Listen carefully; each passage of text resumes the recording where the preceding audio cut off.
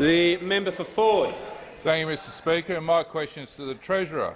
Will the Treasurer update the House on how our government's strong economic plan is standing by Australian families and homeowners to get a strong start and have a go, including in my electorate of Ford? And is the Treasurer aware of any alternative policies? The Treasurer has the call. Thank you, Mr Speaker, and I thank the member for Ford for his question.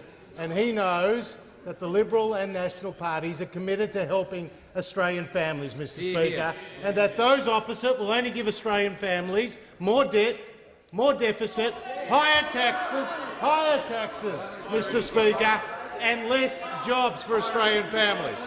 Now, that's why in this year's budget we introduced a number of measures to help Australian families. Our personal income tax plan will leave more money in the pocket of Australian families. Our support for PBS will help them lower the price of drugs. Our support for childcare and new initiatives there will ease the cost of living. But we're also working hard to support families when it comes to housing affordability, Mr Speaker. Now, with our first homeowner super saver scheme, this will allow first homeowners to more quickly save for a deposit, Mr Speaker. Investments in affordable housing on the supply side, Mr Speaker, are helping to get more construction in the sector with our tax incentives, Mr Speaker, and we're making it more attractive for older Australians to downsize and to put some of the proceeds from the sale of those properties into their super, Mr Speaker. Now, these initiatives are working.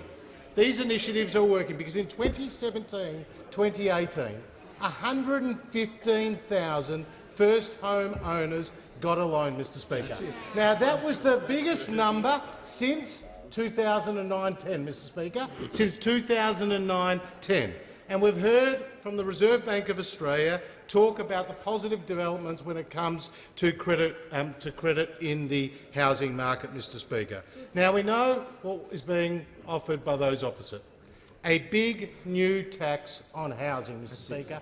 A big new tax on housing.